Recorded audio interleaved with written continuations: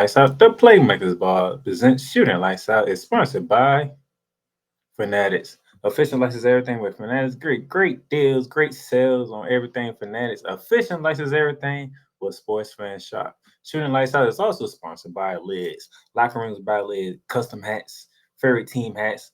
Rep your team, rep your favorite logo, whatever the case may be. But get all your sports memorabilia and sportswear with Lids.com. Now, ladies and gentlemen, it's time for Shooting Lights Out.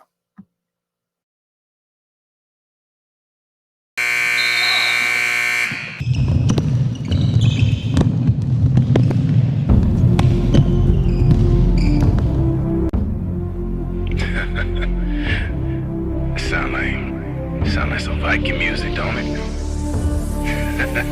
Yeah, gotta get it out the mud, that's the only way to win. Who am I to point the finger like I never ever seen? Been through the ups and downs like the letter N. They don't let you through the door, better kick it again. Cause that's the only way to win. That's the only way to go. Gotta get it out the mud, gotta get it out the flow. Cause that's the only way to go, let's go. Shooting Lights Out.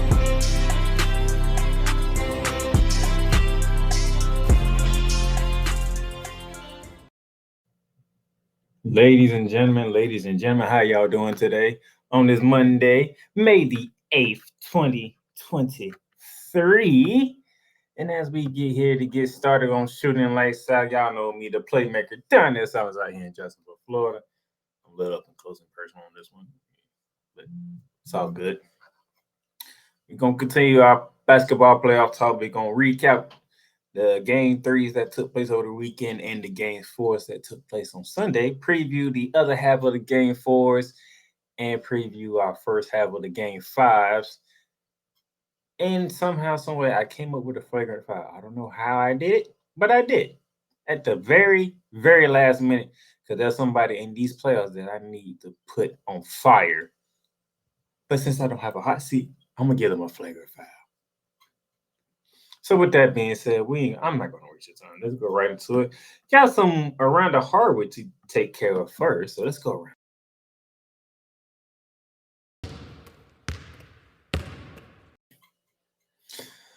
Bucks fired coach Mike Budenholzer after early exit. This was back on May 4th.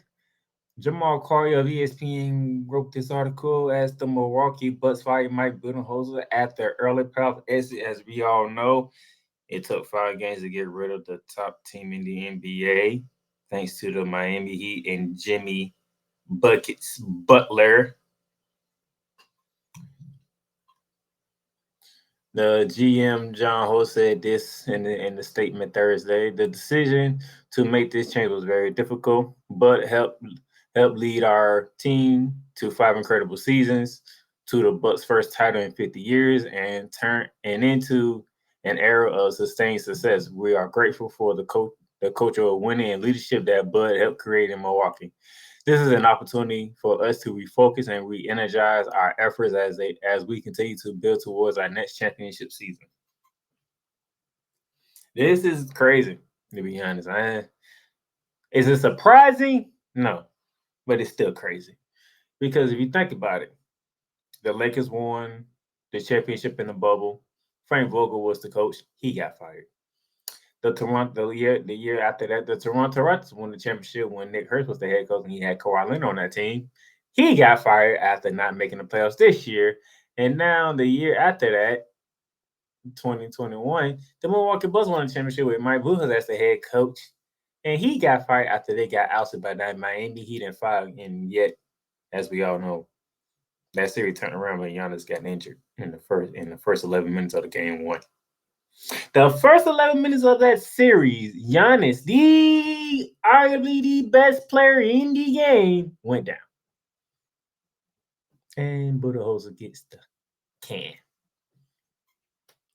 So 3 of the 4 previous champion coaches are fired. And we all know Steve Kerr ain't getting fired no time soon.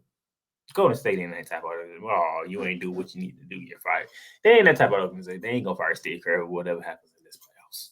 There gotta be something dramatic or a sustained level of not succeeding the way that Golden State is used to succeeding now for Steve Kerr to get fired.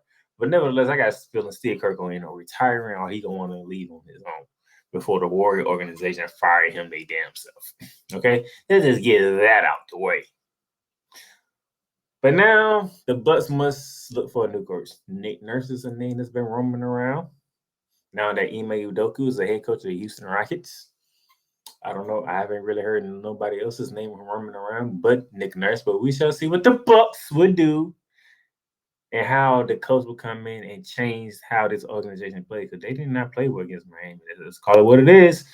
Bobby Portis didn't see a lot of action. Chris Middleton struggled. Drew Holiday struggled. It was ugly. It was ugly. Okay, it was just ugly. All right. Philadelphia 76ers center Joel Embiid wins first MVP. It was back on the 2nd of May. It was announced he won it over Nikola Jokic and Giannis Antetokounmpo. Embiid has done a lot. He had my vote, even though I don't get a vote. But he had my vote. He had my vote last year. He got my vote. He had my vote this year. And I am happy that Joel Embiid got the award that eluded him last year. Because he should have won it last year, but he won it this year. So we good. Now, there's some of you out there who figured that Nikola Jokic should have had it a third straight. All right. Let's look at it. We see that Embiid had him in scoring 33 points a game during the regular season. Jokic had 24.5. Jokic got him in rebounding, 11.8 to 10.2 assists. Of course, it's Jokic because he's just a facilitator as well as a big man scorer. 9.8 to Embiid's 4.2. Jokic shot better from the field, 63%. Joel Embiid, 55%. Okay. And then we get to the team success.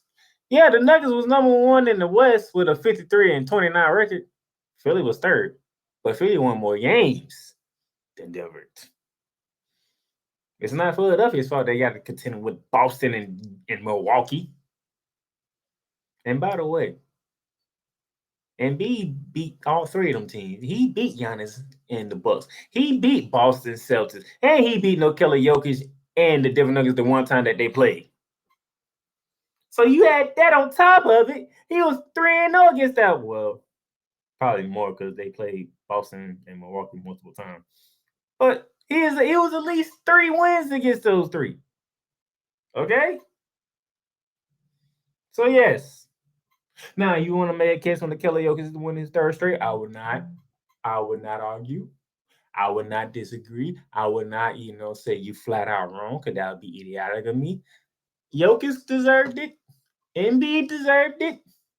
Now, those of you who want to throw Giannis in there, I get it. Best player on the planet. Best team in the NBA. Okay. But I am happy that Joel Embiid got the MVP of this season. Congratulations, Joel Embiid. You earned it. You deserved it, my friend. Great job. That is a very great job. And that is around the hardwood.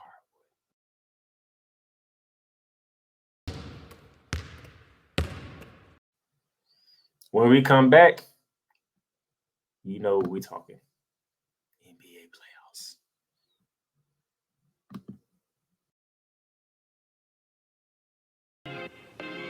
The Playmakerz blog is proudly to announce that it is sponsored by Fanatics.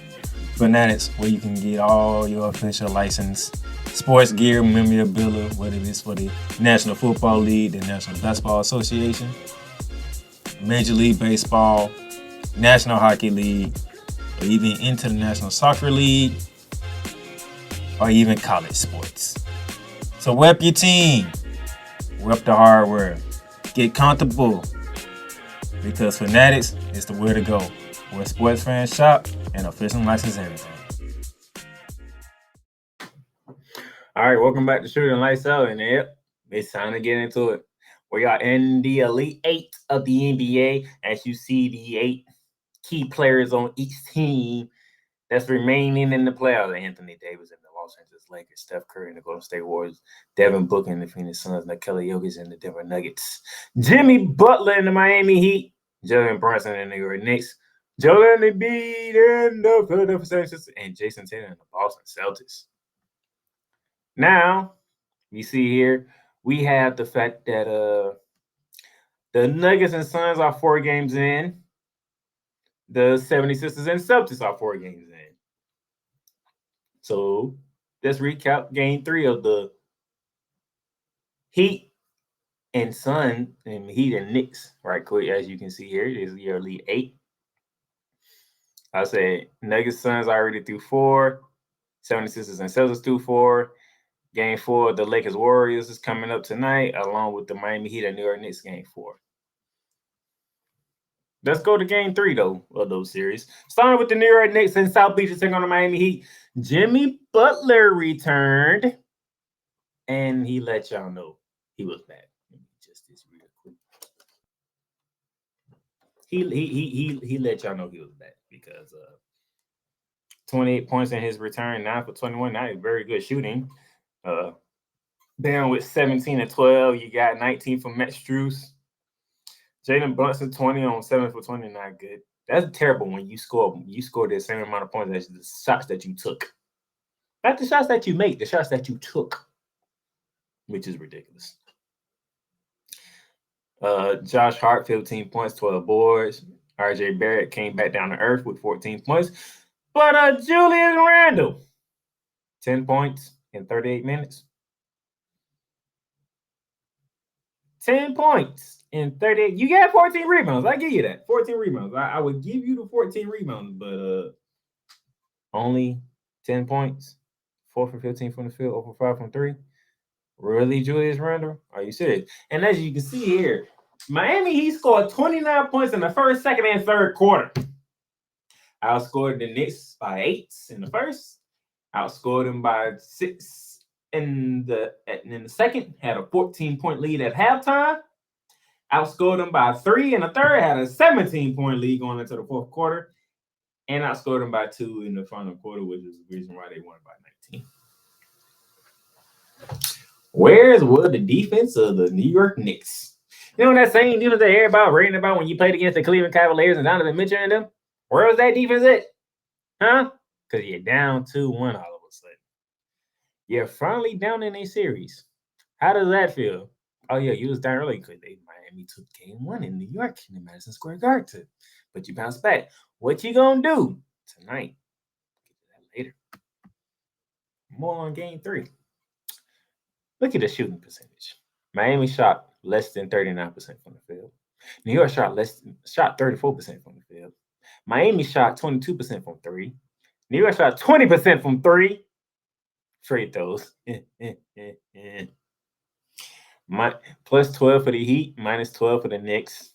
The rebounding battle was pretty much even 48-50 Miami's way. Assists 17-15 Miami. 4 steals to 3, 5 blocks to 3. I mean, points on turnovers, minus 7 for the Knicks. 16-9. Points in the paint, plus 14 for the Heat, 50-36. And yet, the Knicks never led in this damn game. They was beat from start to finish. From 48 minutes, from the opening seconds of the first quarter to the final seconds of the fourth quarter, the Knicks never led. That's why you see the largest lead is 0-22. So when the Heat had the largest lead of 22, the Knicks could only salvage 3 points to lose by 19. Ooh, orange and blue skies, huh? They didn't travel down to Miami. Heat 2-1. And then we head from South Beach to the City of Angels. You can call it the City of Angels, you can call it Hollywood, you can call it Tesla Town, but we in Los Angeles. And that game 3 was all purple and gold. And those of you who know me, you know I hate the colors of purple and gold. Because that means the Lakers are the talk. And when the Lakers are the talk, that pisses me off. As you can see from the box score, 127-97. A 30-point beating at Crypto.com Arena, the Lakers entered the Golden State Warriors. The Golden State Warriors was up 7-1, and from that point forward, proceeded to get beat down by 37. They were outscored by 37 from the second quarter all the way to the end. And by the way, the fourth quarter, the Lakers dropped 41. And that was with their bench players playing. Because at the 10-minute mark, Steve Kerr threw in the towel. Okay? 37. LeBron James only gave you 21. D'Angelo Russell gave you 21. That's the problem. Anthony Davis, another 25 and 13 performance again. I mean, look here. This is just Steph Curry, 23 points, 9 for 21 from the field. Not a great game. Andrew Wiggins only 16 points with 9 boards. Not an Andrew Wiggins type game. Klay Thompson, 15 points, 5 from 14 shooting. I get it. It happens. No, nothing for the Warriors was going good. Nothing at all. Look at this. The Lakers shot 52.5% from the field. The Warriors shot 39.5% from the field. The Warriors shot 29.5 from 3. The Lakers shot 48.5 from 3.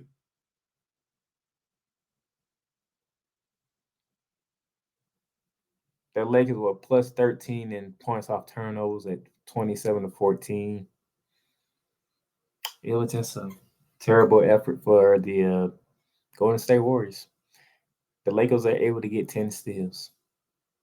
That's how most of their 27 points came off turnovers with 10 steals. Just terrible. Just a terrible, terrible, terrible, terrible game from the Golden State Warriors. I'm not going to blame Steve Kerr. It happens with the Warriors. They've been a terrible road team all freaking season, and no point of it changing now in the playoffs. But you are the champs, and you look terrible at times as the champs. It's not usually how this thing goes, but it's going with y'all for whatever reason. And then we get to this man here, this guy here, Jordan Poole. Jordan Poole, man, what? You know what? Forget it. Give it to me.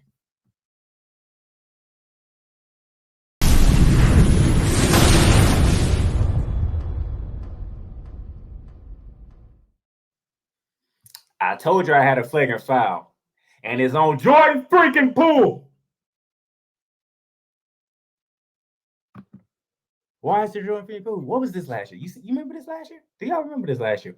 Welcome to the pool party.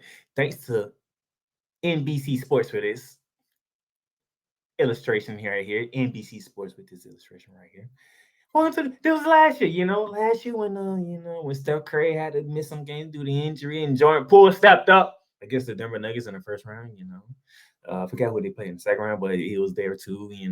Jordan Poole helped the Warriors get to their fourth championship and get Steph Curry to a Finals MVP. For those of you who want to say Steph Curry was carried to a Finals MVP, but I doubt it because he the one decided to drop 40-something odd points against the Boston Celtics to make sure that series was over in Boston. Nevertheless, remember this, Jordan Poole? Yeah, we had a pool party against the Nuggets. We had a pool party in the second round. We had a pool party in the conference finals. You remember? Look at Draymond Green. This dude's acting a fool. Oh my God. This is way before them two got into it during the off season. And when Draymond Green put him to sleep and whatnot. But we ain't gonna talk about that. But last year, Jordan Poole was the dude. Jordan Poole was holding it down and all this other stuff. And how the Warriors rewarded him, they gave him a 4-year, $140 million extension. He came into this season giving you 20 points, giving you 4.5 assists, shooting 43% from the field. It was in like the high 30s in 3-point range. Okay, first year on that new extension contract. All right. We like what we see here. Okay. Now the playoffs have arrived in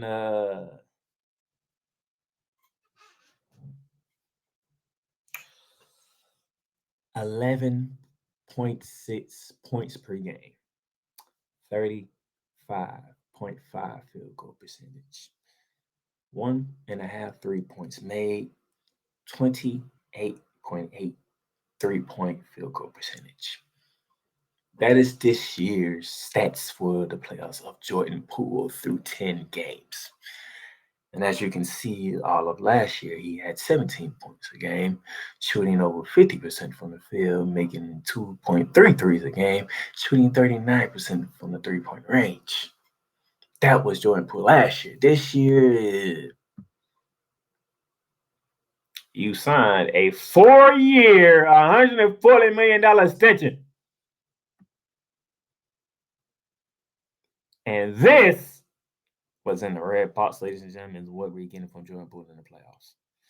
I'm going to say these numbers again. 11.6 points per game, shooting 35.5% from the field, and shooting 28.8% from three. If I take this year's stats, regular season, and compare them to your playoff stats this year, Jordan Poole, you're -9 in the point department, and you're -7.5% from the field goal department. And who knows how minus you are from the three-point department? It's about to be at least 10%. But you the one who got paid. Draymond Green didn't get paid. You got paid. Steph Curry got his money. Klay Thompson, we gonna see what Klay Thompson gonna get his money. But you got your money, and you the one that's doing this.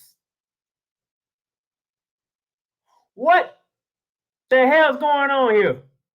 Ain't haven't been a pool party yet this damn playoffs. But that's what we was doing last year. Anytime Jordan Poole went over, we had a pool party. It was a pool party. Hey, Jordan Poole with a 30-point game. Pool party. Hey, pool party. Where's the pool party at in 2023, Jordan Poole? Where's the freaking pool party at? You ain't paid $140. You ain't give us not one pool party performance. I'm not going to look at Steph Curry. I'm not going to look at Klay Thompson. I'm not going to look at Steve Kerr. I ain't even going to look at Draymond Green, for goodness sake. I'm looking at you. You're the reason why the Golden State Warriors are in this position that they are in right now with the Los Angeles Lakers. Down 2 games to 1. The one game that they won, Klay Thompson, was in splash bullet mode with Steph Curry. That's how you won game 2. When the hell I'm going to hear your name, Jordan Poole, in these playoffs? When I'm going to hear your name? 140 million reasons why I should hear your name, but I ain't hearing your damn name. Against the Lakers in 3 games, you're averaging 10.6 points per game. 10. Shooting 39% from the field. Shooting 18% from 3 with 5 assists. This is what you're doing in the 3 games versus the Los Angeles Lakers. And yet and still, this is what we have to deal with. But you the one who got paid $140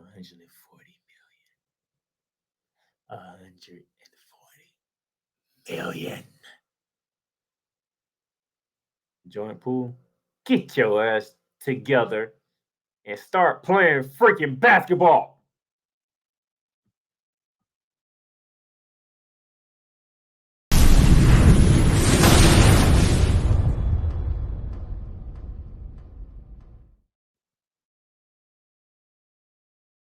Fans across the nation, Ram fans across the world, the Playmaker down there silence here, and you have turned into Ramley Talk. Matthew Stafford, Cooper Kupp said, the GOAT is not getting his ball back.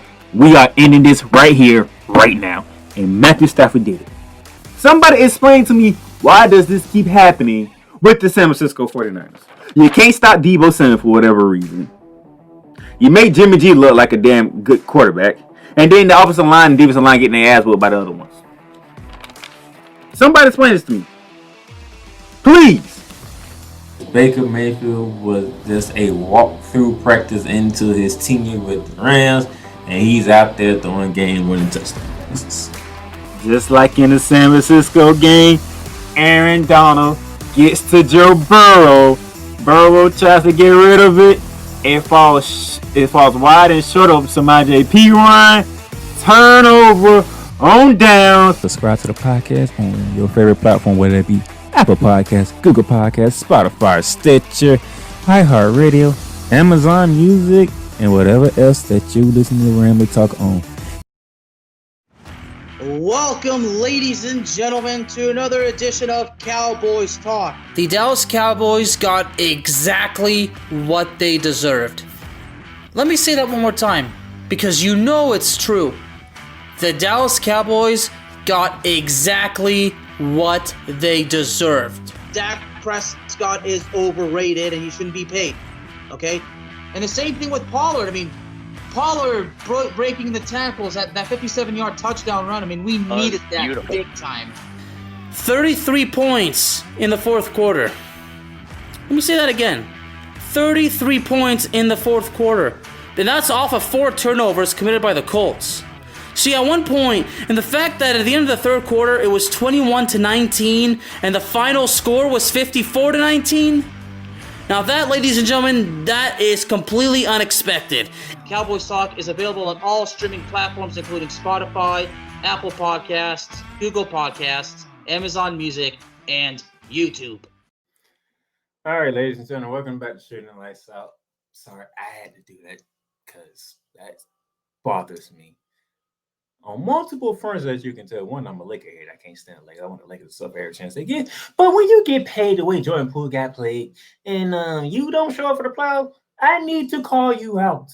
I need to let you know that this is unacceptable here. Now that I got that out the way, that was Saturday's recount. Let's go to what happened yesterday. Beginning in Philadelphia. When it's the Boston Celtics looking to get the 3-1 lead, and Philadelphia not trying to go down 3-1. They're trying to go back to Boston 2-2, and as we already know, the Philadelphia 76ers took it in overtime, 116-115. You see a lot of boxes going around here because, well, number one, and off the bat, James Harden, 42. 16 for 23 from the field, 6 from 9 from 3 with 8 boards and 9 assists. James Harden gave you another 40-point game in the same series.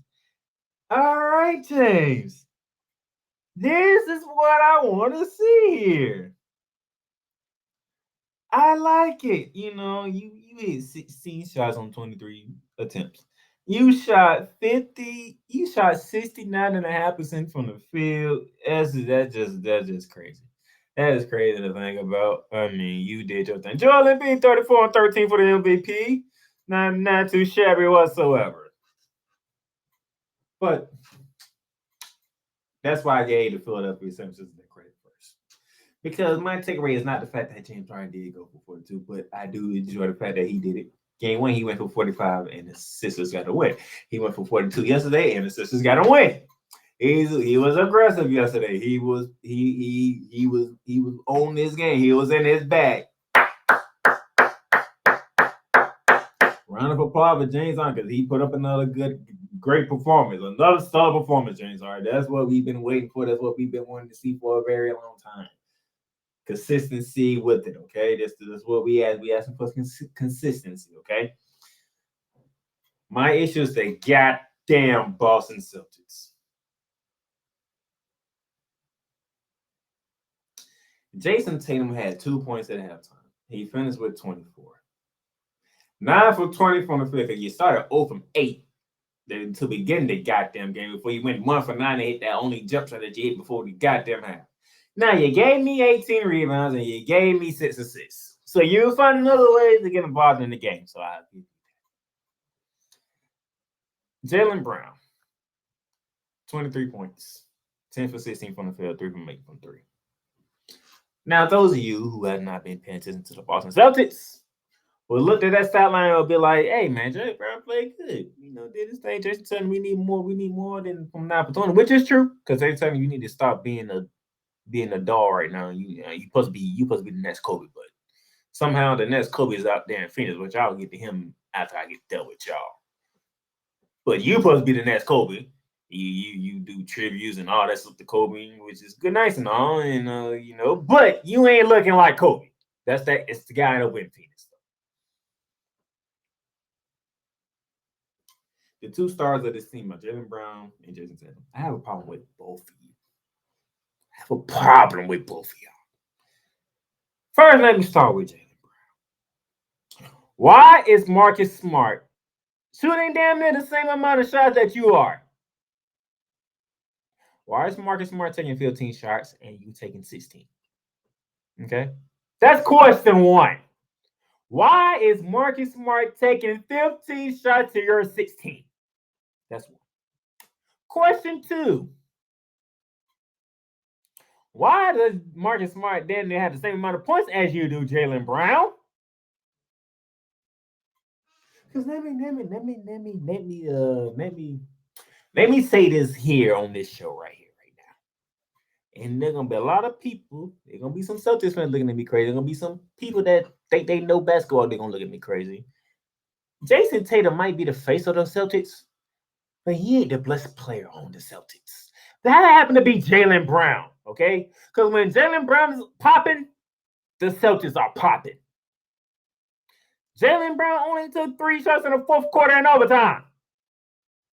That is a whole 17 minutes. And in 17 minutes, you only take 3 shots, Jaylen Brown. 3? 3 shots. 3. That's it. That's all you taking in 17 minutes. With the game on the line, 3 shots. That is a problem. That is a freaking huge problem I have, okay? Now, I'm going to come back to you, Jaylen Brown, because I ain't done with you yet. Jason Tatum. I just said you're the face of the franchise. Why is the face of the franchise going 9 for 20 in a game? Why is the face of the franchise not taking the key shot that need to be taken? Now I can move on. I don't care about that. I just put it on here so y'all can see real quick. I'll let y'all look at it real quick. You see the shooting percentage. Boston says a shot a better than the Philadelphia Sixers. They both even on 3-point shots. You feel free throws about even +3 for the Celtics. Like all that's pretty much even. Okay. Joe Mazzulla.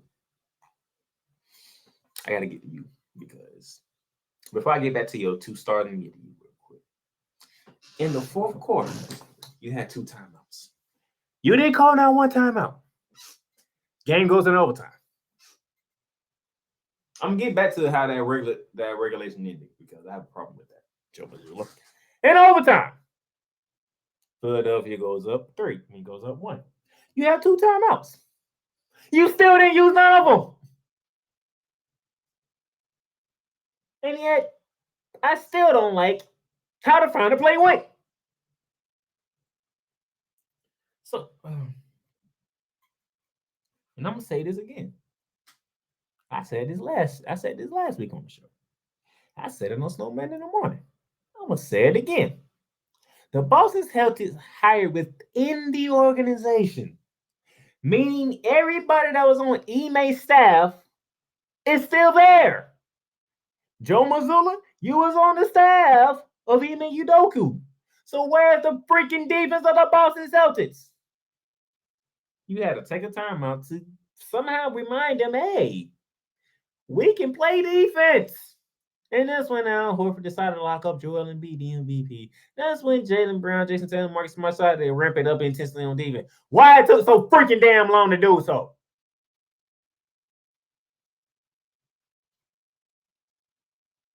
Instead of you being up 3-1, you're 2-2 going back to Boston, which is a problem now because it's the best 2 out of 3.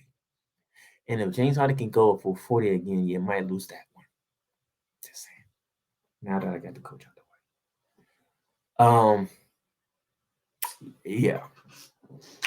I would do it should be 3 pictures on here, but I'm gonna do it in maybe 2. The one on the top is the one that Marcus Smart was the one who had the ball in his hand, but the game on the line in game 1. Who won that game?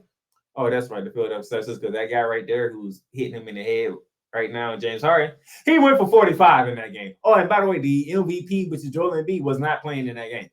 That's game 1. On the bottom is game 3, what took place yesterday. As you can see here, you see the red square that is lighted up on the shot clock right there. That means time is up. You see who has the ball right now? That is Marcus Smart. And who's in front of him? Oh, that is James Harden, who, by the way, went for 42 on yesterday. And yet again, Philly wins.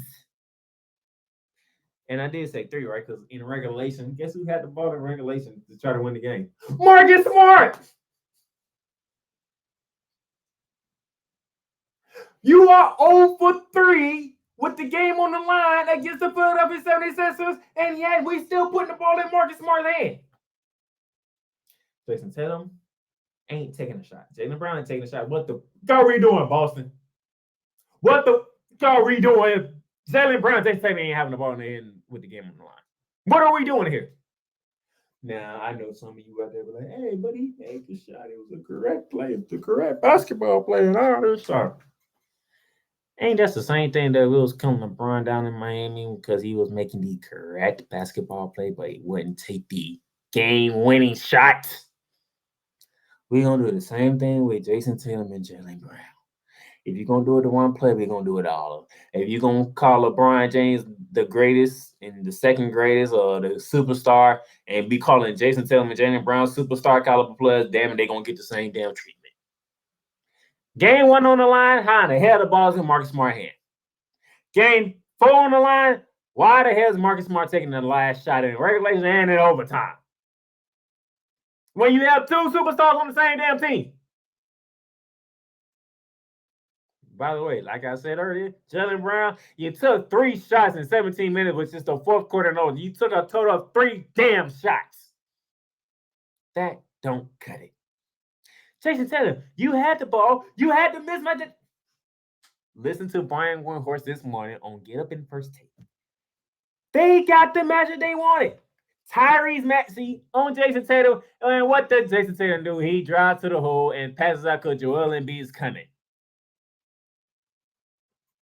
This is why the series is tied 2-2 and not 3-1. This is why the series is 2-2 and not a 4-0 sweep. Because the Celtics should have won game 1. And they should have won yesterday. And you beat the doors off them in games 2 and 3. So theoretically, this series should be over. But it's not. Because we 2-2 going back to Boston. Now it's the best 2 out of 3. And Joel Embiid has yet to really dominate the game. He has the stats, but he really hasn't put an imprint on the series. James Harden has done it twice already and 2 W's with it. And then speaking of James Harden, Jaylen freaking Brown. Tell that one done with you. Like Brian here said on First Take, basketball 101 tells you you don't leave James Harden open in the corner for a 3. What did you do? You left James Harden open in the corner for 3 because you tried to double the MVP. And yet, instead of you letting Joel Embiid go to work and tie the game up, no, you gave him an extra pass to James Harden to take the damn lead. That's how they got the 116. And that's how James Harden got 42. If you'd have let Joel Embiid get 36 and kept James Harden at 39, maybe we'll be having a different discussion here. But no, you let James Harden go for 42. Ain't seen y'all asses home with a 2-2 series. God damn you, Jaylen Brown. Jeez, man. And the funny thing is, the fact that I have James Harden, Jason Tatum, and Jaylen Brown all in the same photo is apropos. Because the guy who shooting the ball with the number 1 in the blue jersey is the one who won the game, and the 2 dodos in the white jerseys are the one who didn't take a damn shot to win the game. Great. Terrific. Wonderful. Boston, y'all better get it together for game 5. Y'all better smack these boys like I did games 2 and 3. And then when you get back to Philly in game 6, you better end it. Because this series should be over, in my opinion. I am full in believing that this series should have been over in 4. And then that gets me to the guy who actually is playing like Kobe. We go from Philadelphia to the desert, from the city of brotherly love to the hot streets of Phoenix, Arizona. In a game where you can see that Nikola Jokic had 53 points, 11 assists, and was 20 for 30 from the field. The Denver Nuggets lost the game 129-124. Because the crazy thing is, with Kevin Durant playing 44 minutes and Devin Booker playing 40 minutes, these guys was on a different level. 36 points each. Durant went for 11 boards to Devin Booker 6, but Devin Booker went for 12 assists to Kevin Durant 6. Kevin Durant said, "Hey, I would take care of the rebounding." Devin Booker said, "I would take care of the facilitating," and it worked. And by the way, the Phoenix Suns bench scored 40-yard points in last night's game. The Phoenix bench showed up at home against 3 and 4. The reason why we're at 2-2 here because they didn't show up in Denver. They showed up in Phoenix. Jamal Murray had 28. And Michael Porter Jr., he's not having a great series.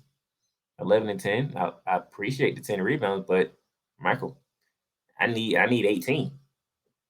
I need 18 to 20 from you. Aaron Gordon gave me 11 and 6 rebounds. Aaron Gordon, I need 15. I need 15 from you. That's literally 10 points I just added that I need from Aaron Gordon and Michael Porter Jr. That's a win for Denver. That's literally a win. That's a 3-1 series. Despite the fact Jokic had 53 points. Y'all lost the game with the Joker scoring 53. Do y'all realize what y'all have done, Denver? Y'all have let a team who do not have a starting point guard get back in this series. Chris Paul did not play game 3 and 4, and he's not going to play game 5. But yet it is a 2-2 series. I don't understand it. I don't. But here we are. Plus 18 from the 3 for the Phoenix Suns. Plus 18. That is telling right there. Outside of the bench, being plus 18 from 3 is telling because the Denver Nuggets was plus 8 in field goals. Phoenix was plus 18 in threes. That's a plus 10 on the Phoenix side. That's telling right there. That is telling. 2-2 going back to the Mile High City. What can I say? And by the way, Devin Booker is the next Kobe. And Stephen A. called him the light-skinned Mamba. Now, this has been in the headlines, and Mike Isabel, who got into it with Jokic, as you see, Matt, the owner of the Phoenix Suns, is right here. I love what he tweeted. Great win for the Suns last night in an amazing series so far. That should be and is the only story. Suspending or finding anyone over last night's incident would not be right. I have a lot of respect for Jokic and don't want to see anything like that. It's on to game 5. Go Suns. Matt Ishmael, good job, sir. I'll take it back to you. Good job. Because it happened. Nevertheless, the NBA better not suspend the killer Jokic for anything. They better not even find. I don't care. He got a technical foul. Let it be, and let's move on to the Mile High City. With that being said, tonight, ladies and gentlemen, game 4, the rest of the game 4s. Knicks, Heat, down in South Beach. New York needs this win because they are not beating Miami 3 out of 4. They go down 3-1. I'm just letting you know that right now. So it's a must-win game for the Heat. They must win this game. If they don't, Stephen A. Smith might have a heart attack. Because Julius Randle has not shown up yet in these playoffs. Jalen Brunson, he's trying. He's scoring at least 20 a game. I give him that. But he needs some goddamn help. And Jimmy, but I told y'all, Knicks fans, y'all don't mess around. Y'all did something stupid. You do not talk trash to Jimmy Butler when he was not playing. And I seen the look on his. I say, Jimmy Butler's going to go down to Miami, and he's going to smash these boys. He ain't playing now because the New York Knicks fans didn't know how to shut the hell up. And guess what? If y'all get your ass whooped in 5 because y'all pissed off Jimmy Butler, I'm going to look at the Knicks fans. Julius Randle going to be target number 1 first and foremost. Okay, let's just get that. If the Knicks don't turn this around, Julius Randle is public enemy number 1. And then I'm going to look at the fans on the Knicks in game 2. You idiots. You sat there and you gave Jimmy Butler a reason to bust the New York Knicks' ass, and that's what he's finna do. So if he come back there and bust the New York Knicks' ass again tonight, call it quits for the New York Knicks. And Stephen A. would not be a happy man on First Take. I guarantee you that. And then following that, Warriors-Lakers game 4. I can say the same thing about the Champs, that they must win this game and not go back home to Chase Center down 3-1. Yet and still, this is just as important as for the Lakers. Because guess what? There's no extra days of rest in between. You play a game, you rest, and you play the next game. So if the Warriors do come and make this best out of 3 series, with 2 games being in San Francisco, what does that do for LeBron James and Anthony Davis? Because we already know Anthony Davis, he's been, hey, boo, yay, boo. Game 3, he was, yay! Is a boo coming for Anthony Davis in game 4 tonight? LeBron James still haven't had a LeBron James signature game, to be honest. D'Angelo Russell, when he's on, the Lakers win. When he's not been on, it's been terrible. Just call it what it is. So imagine the Warriors winning game 4 and this series is 2-2 going back to San Francisco. You know what that means? That means you're off tomorrow and you play Wednesday. You're off Thursday, you play Friday. That's game 6 right there. From game 4, which is today, Monday, to Friday, that's game 6. 3 games in 5 days. Is that what the Lakers want? Is that really what the Lakers want? Especially going against the defending champions. And the simple fact that you see me do a favor on Jordan Poole and he hasn't shown up yet. You don't know when he gonna show up. And you already know Klay Thompson, he can light up from anywhere at any given moment. Just a thought, Laker fans. Just a thought. The Warriors don't want to be down 3-1. They only came like 3 down one time. That was with Kevin Durant and Russell Westbrook on Oklahoma City Thunder, which was ridiculous in itself. Outside of that, they lost 15. They are 1-15 in series when they're down 3-1. But like I said, though, if the Lakers are 2-2 going back to San Francisco, they have to play 3 games in 5 days, which is tonight, game 5 Wednesday, game 6 on Friday. That's a lot. And then if you go to a game 7, that's Monday, Mother's Day. And the last time I seen the Lakers play on Mother's Day, they got destroyed. Just throwing that out there, okay? Just throwing that out there. Well, that's going to do it for this edition of Shooting Lights Out. I thank you all for checking in and watching today. Don't worry, we got sponsors everywhere. Fanatics, Liz, if you need to get your sportswear, hats, jerseys, sweatpants, jackets, whatever the case may be when it comes to sports. Fanatics with sports franchise and locker rooms battle is where to go. Entertainment purposes, if you want, you can get ready and whatnot. And then after, tonight's game 4, we be ready for game 5 with 76ers and Celtics down in Boston, Phoenix Suns and Nuggets down in the Mile House City. But that's it. I am the Playmaker out here in Jacksonville, Florida. I'll catch y'all.